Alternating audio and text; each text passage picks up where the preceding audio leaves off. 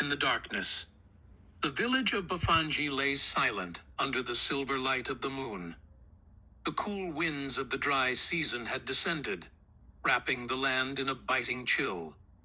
Inside a small clay hut, a fire flickered weakly, its light casting long shadows on the walls. Eposi's cry pierced the stillness, her voice thick with pain and fear. She clutched her swollen belly, sweat pouring down her face. Her baby had come too early, 7 months instead of the expected 9. Mami Yumbi, the village midwife, knelt beside her, her hands steady and her voice calm. Breathe, Eposi. Your child is eager to meet the world. Trust me, we will bring him safely into the light. With one final push, a tiny cry broke through the room. Mami Yumbi held the baby in her hands, so small, so fragile. His limbs were thin, his breath faint. He is early, Eposi whispered, her voice trembling. Will he live?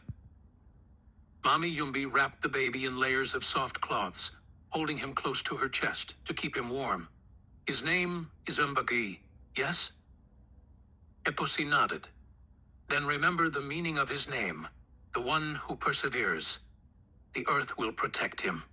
It has always protected our smallest ones. At the first light of dawn, Mami Yumbi and Eposi stepped out of the hut, carrying tiny Mbagui. The cold air bit at their skin, but Mami Yumbi moved with purpose, leading Eposi to the soil of life. A sacred patch of earth at the edge of the village.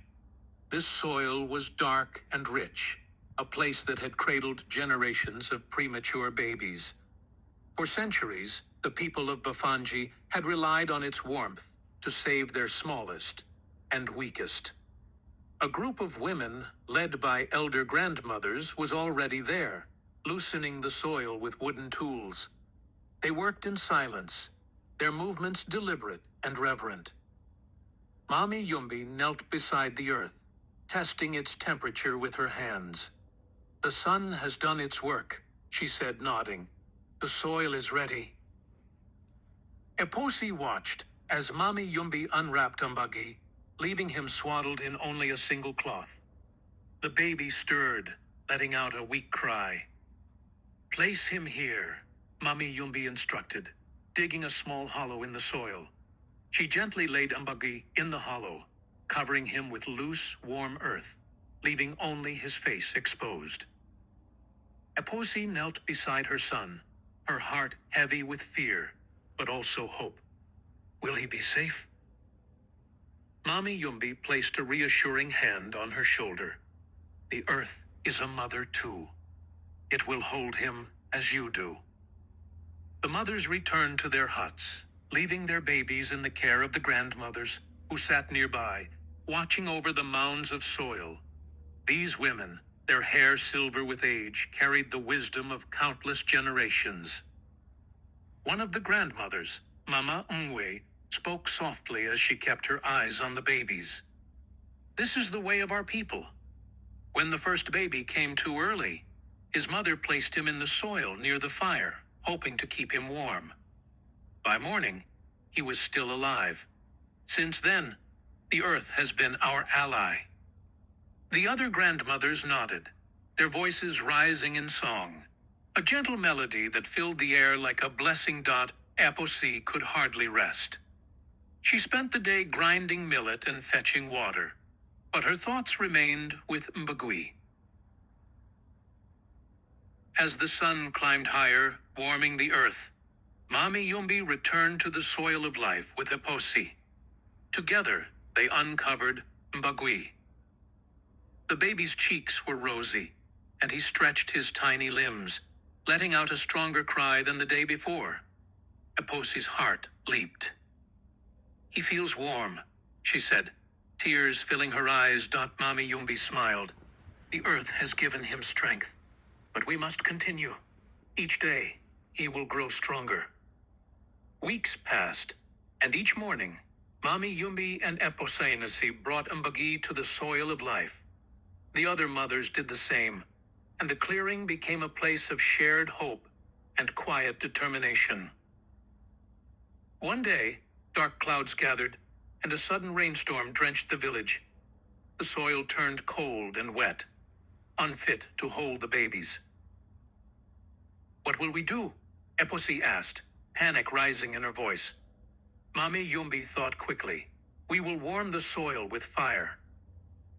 The villagers worked together, building small fires around the clearing to dry and warm the earth. By evening, the soil was ready, and the babies were placed back into their hollows. Posi watched as Ambagui settled into the warm earth, his tiny chest rising and falling steadily. She whispered a prayer of thanks, her faith in the tradition growing stronger. As the weeks turned into months, Ambagui began to thrive. His cries grew louder, his eyes brighter. By the time he was 3 months old, he no longer needed the soil's warmth. Eposi held him close, marveling at how far he had come. "You are strong, my son," she whispered. "The earth has given you life." The village celebrated Mbagui's survival with a feast. Baba Ungwe, the eldest of the grandmothers, stood to speak. "Today we honor Mbagui, who reminds us of the bond between our people and the earth. The soil is not just where we plant our crops. It is where we plant hope." Years later, Mbagui, now a strong young man, stood beside Mami Yumbi as she taught a group of young mothers about the soil of life. "This soil saved me," Mbagui said, his voice filled with pride. "It is more than earth. It is warmth. It is life. It is love." Mami Yumbi smiled, her heart full. She knew the tradition would live on, carried by the children who had been saved by the earth's embrace. The story of Mbagui and the soil of life is a testament to the ingenuity and resilience of the Bafanji people. In the absence of modern technology, they turned to the earth, finding a way to nurture their most vulnerable. Even today, their story reminds us of the enduring bond between humanity and nature. A bond that, when honored, can bring life from even the most fragile beginnings.